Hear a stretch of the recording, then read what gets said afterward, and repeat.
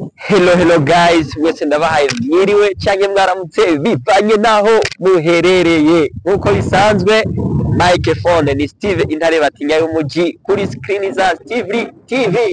Nkuko bisanzwe rero iki ni gisagara ca Gitega, ndibaza murakibona ni gisagara gishajije cyane gose.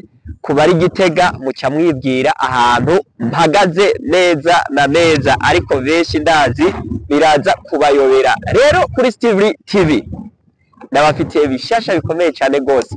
Iki gisagara kiberamo ibintu byinshi cyane gose. Harimo abaririmbyi ba gospel, abaririmbyi ba profane, abakinyi ba comedy, abakinyi ba filme, abadandaza, abantu batandukanye n'imyuga itandukanye, aborora, abarimyi, bose bakoraniye muri iki gisagara mubona ciza ca Gitega, ariyo capitale politique.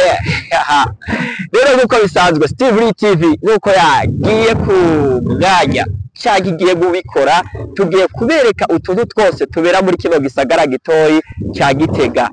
Ejo muzo dusanga mu Magarama, Nyabisindu, Ibwoga, kuri place, hose tubazanire ibibera muri kino gisagara hagati.